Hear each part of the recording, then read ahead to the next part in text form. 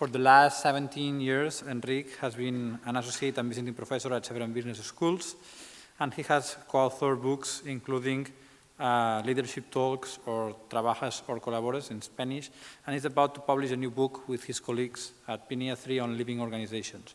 He has lived and worked in Japan, France, the Netherlands, USA, and Mexico, so he has a quite complete background, and he's going to talk to us about living organizations. Thank you very much. Great.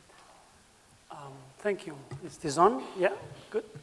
So actually the book is out. It's about to be published, and if I'm not mistaken, it went out, Francesca, on Monday or Tuesday.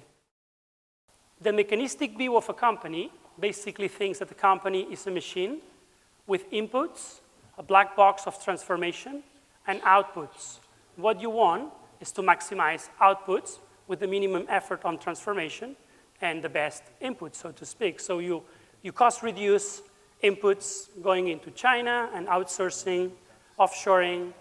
If I have a headache, it could be due to a number of reasons. I could have a cancer, I could have drank too much, champagne last night, or just bang my head at the doorstep or something like that.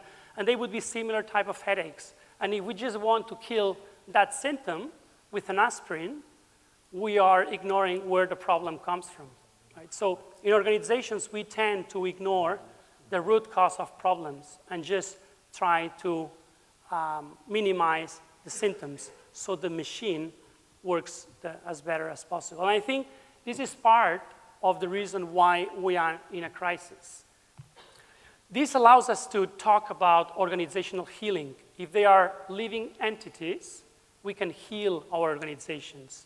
Who doesn't want a healthy organization?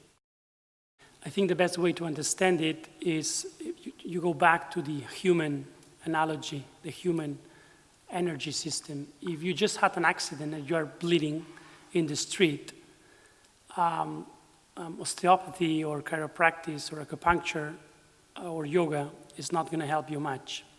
But if you want to prevent your health long term, you are committed to your health, then you can look into nutrition or yoga or exercising or things like that. So we are more into that branch of organizational healing.